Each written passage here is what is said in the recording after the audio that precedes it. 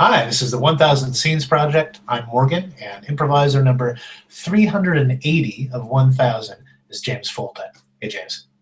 Hey, how's it going? Going well. Honored to be 380. Honored to have you be 380. Thank you again for doing it.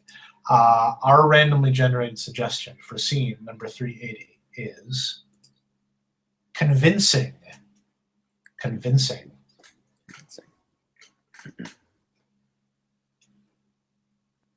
Listen, Jeremy, I brought you back in here because the case is going great. Honestly, Oh. I think you're doing a great job as legal defense. But there's a couple of the jurors that seem a little unconvinced, and I'm wondering where you're headed with this line of questioning.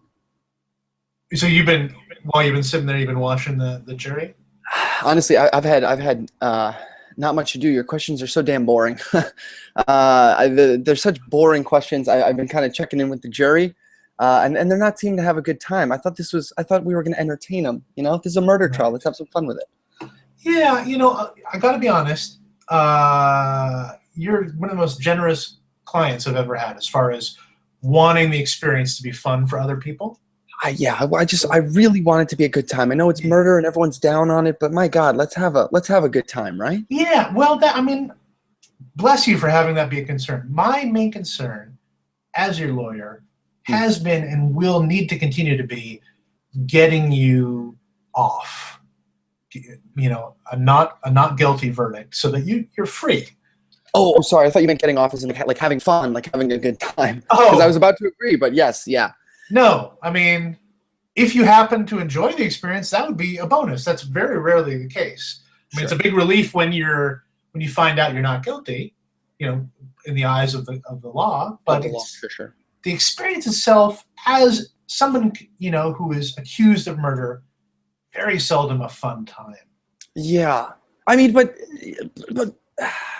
I didn't do it. You know that, right? That's obviously. I believe you, and it is my job to convince the jury of that. But then great. Then I think we're on the same page then. Yeah, I hope so, because I do need you to just go ahead and just answer the questions that I ask you, kind of the way that we've gone over them. You don't like the don't voices worry about sprucing them up and making okay. puns or anything like that. Oh, but they seem to like them. That's the thing, is whenever I do a fun pun, yeah, the jurors seem to like it. Yeah, I think that they are smiling sometimes when you make the puns, but it might be more smiles of discomfort and or disbelief. Like this guy is accused of smashing a police officer's skull in with a brick. Yes, and he's making puns. And, Bricky Ricky. Bricky Ricky seems like a fun name for me, right? Yeah, and that's sort of the name that normally like a tabloid would give you, like to be sensationalistic about it. It'd be a negative thing for the trial. But that you've been trying to give that nickname to yourself. Yes, because it's fun. It's fun, right? Outside the context of smashing somebody's head in with a brick, I think it's a fun nickname, Bricky Ricky. But in the context, and especially with the photos that the jury has now seen of... You really don't like my albums? You don't like the albums I brought from home? Again, it's, to me it's not suspicious because I know you're innocent. But having an album of clippings about the crime, to some people they may interpret that. Again, I know you, so I know that you have some little peculiarities, and the fact that you're sharing them with the jury, that you insisted on putting into evidence, is just you trying to make this a kind of a fun, interesting experience for everyone. But I spruced the photos up, I put some glitter on them, and I have some stickers around them, and some stars. I thought, people would, when they look at the photos now, they associate them with glitter, with fun, with good times. Honestly, I wrote those fun phrases. I don't know if you were just looking at the jury, or I caught a little glimpse of the victim's family. They keep covering their faces. Not that crazy about the glitter stuff. But they keep covering their faces. I'm assuming it's to hide their laughter and their joy because it's inappropriate? I think it's more maybe tears at their loved one who had their head smashed in. Okay. Yeah, I could see how that... Can you see that? That's great. So hold on to that. I think so. That solemnity, that seriousness, keep in your mind the crime that I've been accused of and will go to prison for probably for the rest of my life. Maybe. They haven't decided yet. Maybe. Maybe. If Maybe it's still, yeah. If a queue, yeah, if it goes through. Is murder, Okay. and it's a serious business. Okay. Right.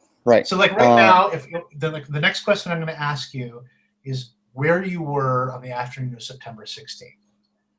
So you would say, having a good time with my buddy. yeah, no accents. Really, the accents have to go at the very least. Okay. Black eye.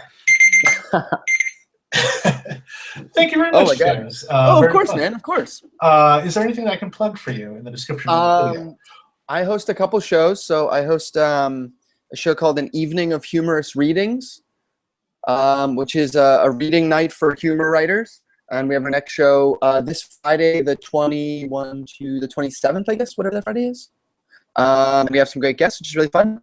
I also host, let me get my visual aid here. I also host it's upside down. Crap. I also have a broken elbow. I want to plug that. So that's why it's taking so long. I host the Mug Show, which is a weekly improv show every Sunday. You can find us on Facebook. Great. Well, I'll put a link to that as well in the video description. Perfect. Thanks for having me, man. Thank you so much for doing that. Of course. Have a great day. You too. See ya. Thanks. Take care.